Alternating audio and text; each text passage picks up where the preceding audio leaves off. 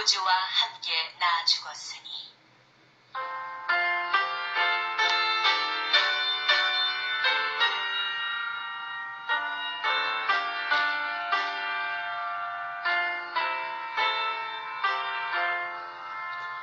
구주와 함께 나 죽었으니 구주와 함께 나 살았도다. 영광의 그날에 이르도록 언제나 주만 바라봅니다. 언제나 주는 날 사랑하사 언제나 새 생명 주시나니 영광의 그날에 이르도록 언제나 주만 바라봅니다. 마음속에 시험을 받을 때와 무거운 근심이 있을 때에 주의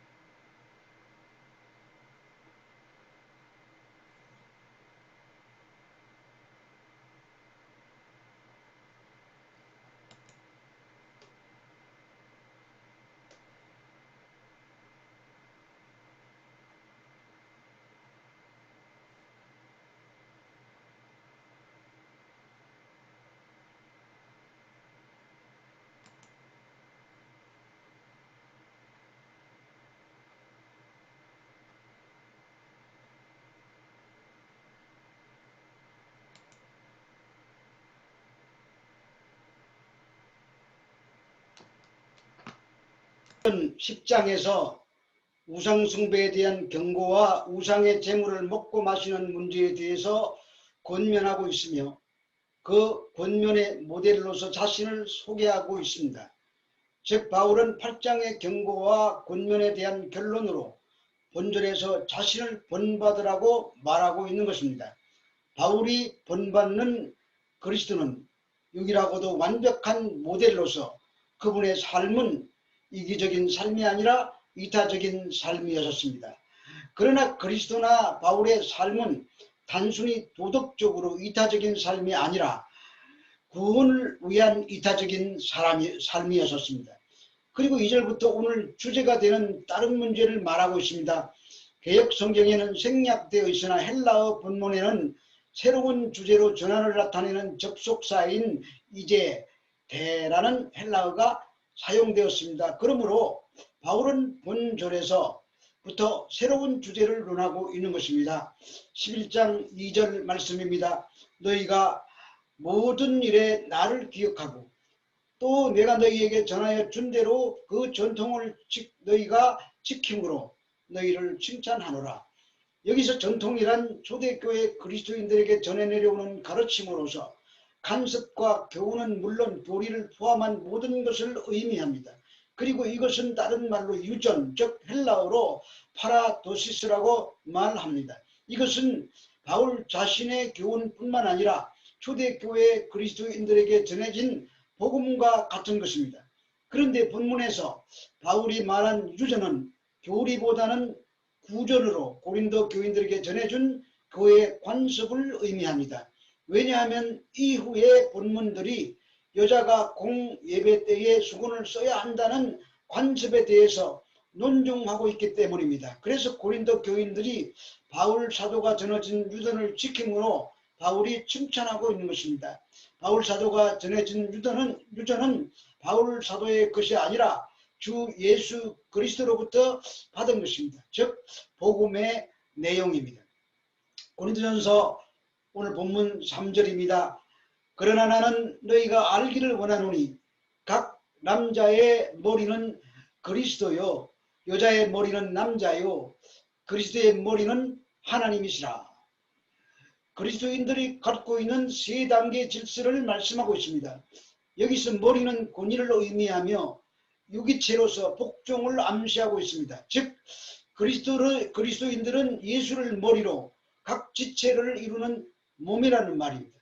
첫째 질서는 그리스도와 남자의 관계인데 그리스도는 믿음을 통한 연합에 의해서 남자의 머리가 되십니다. 둘째 질서는 남자와 여자의 관계인데 남자는 결혼이라는 연합을 통해서 여자의 머리가 된다고 하십니다.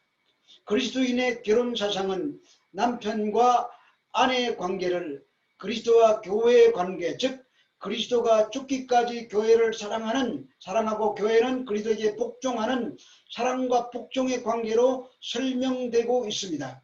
그러나 이러한 질서는 존재 자체의 우열이 아니라 사랑과 화합의 인정이라는 측면에서 이해되어야 한다는 것입니다. 창조 질서에 있어서 남녀 관계는 지금도 존속하나 두 개체는 모두가 하나님의 사랑을 받는 인격체입니다. 셋째 질서는 하나님과 그리스도와의 관계인데 하나님은 자신의 부성과 그리스도의 아들됨의 관계뿐만 아니라 그리스도가 신과 인, 즉 신성과 인성을 가진 사람이며 분이며 중보자라는 사실에 근거하여 그리스도의 머리가 되십니다. 그래서 그리스도는 하나님께 절대적인 복종을 하셨습니다. 이 세 번째가 세 가지 질서 중 가장 중요한 요체가 됩니다. 그것은 구속을 완성시키는 문제이기 때문입니다. 오늘 본문 4절에서 6절 말씀입니다. 물은 남자로서 여자 머리에 무엇을 쓰고 기도나 예언하는 자는 그 머리를 욕되게 하는 것이요.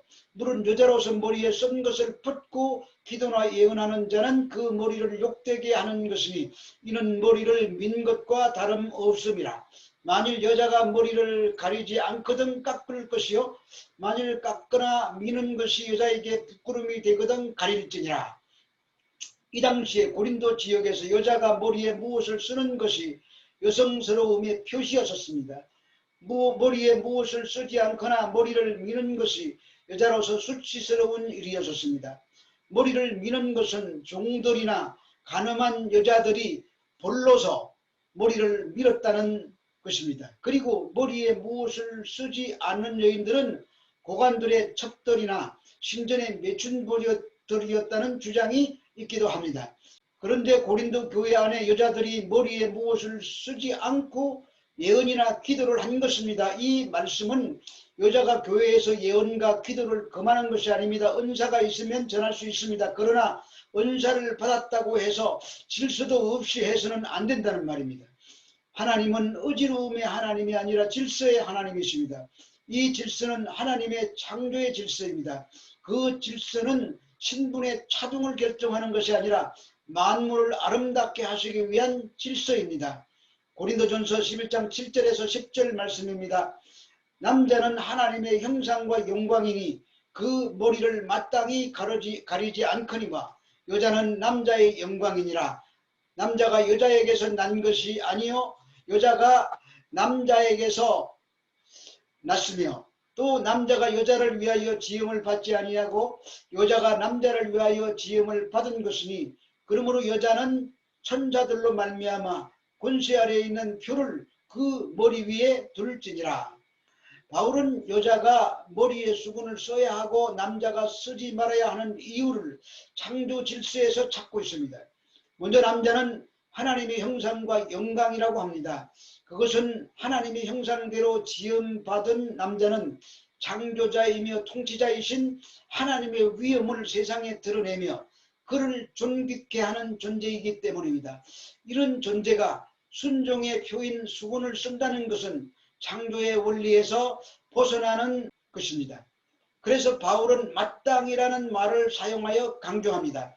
마땅이로 번역된 헬라어 오페일레이는 의무가 있다, 뭐 해야만 한다는 뜻으로 남자는 당연히 머리에 수건을 쓰지 말아야 한다는 표현입니다.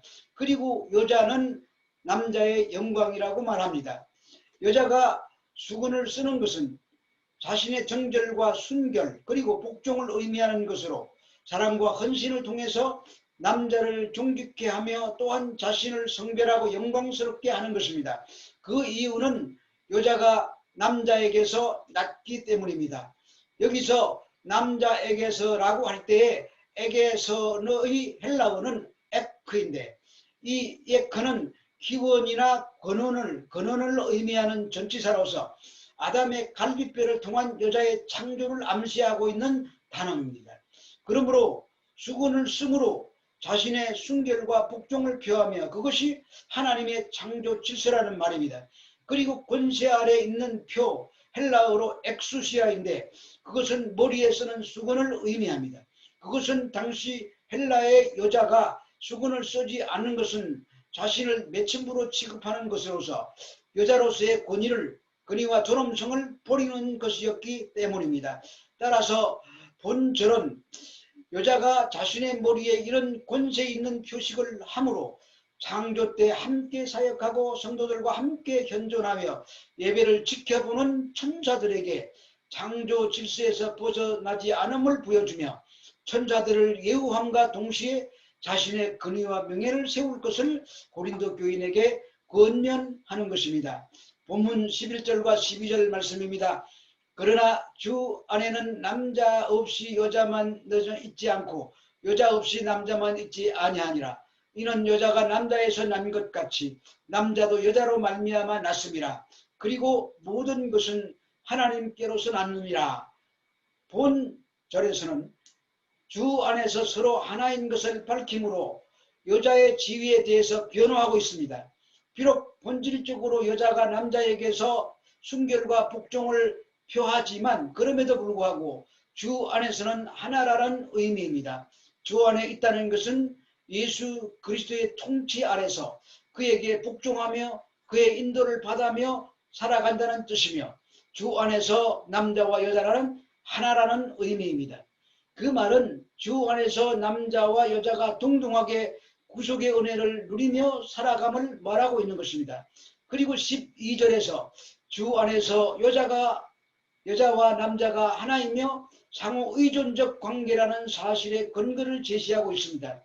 본문은 여자의 기원이 남자임을 말합니다. 이것은 8절의 반복으로서 하와가 아담의 뼈로 갈비뼈로 창조되었음을 상기시키는 말입니다. 그런데 남자도 여자로 말미암아 태어났다는 일반적인 출생 과정을 말하므로 서로에게서 서로가 태어났다는 사실을 말하고 있는 것입니다.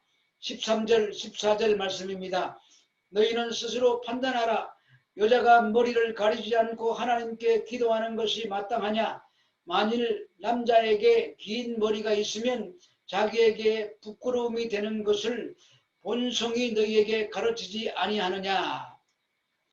바울은 판단하라는 말로 당연히 수건을 써야 한다는 것을 강조합니다. 여자들이 긴 머리를 하는 것은 긴 머리는 머리에 무엇을 쓰는 것과 동일시되며 그것은 하나님이 여자에게만 허락하신 권세입니다.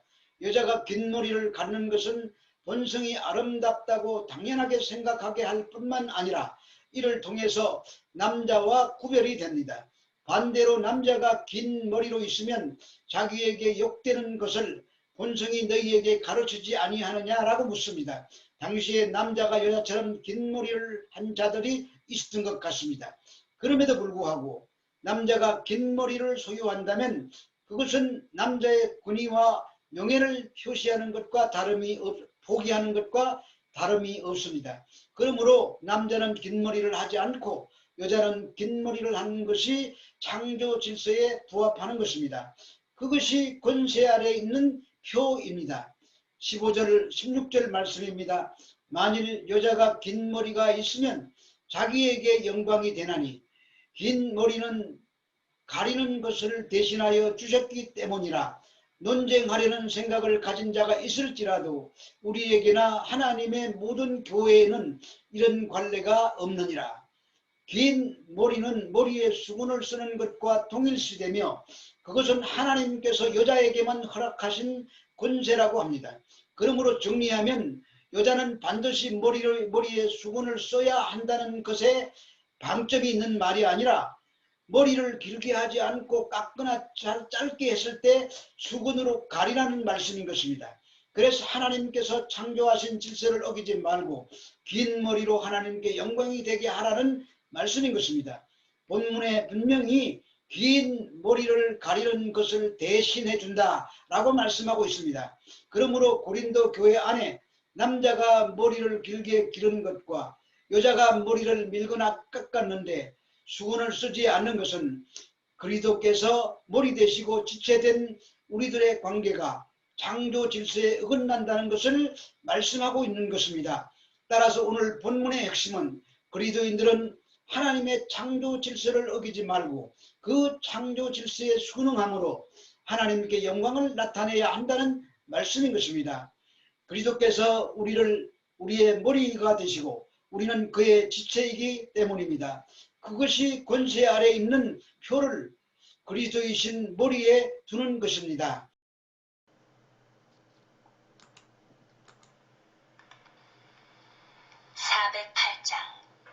나 어느 곳에 있든지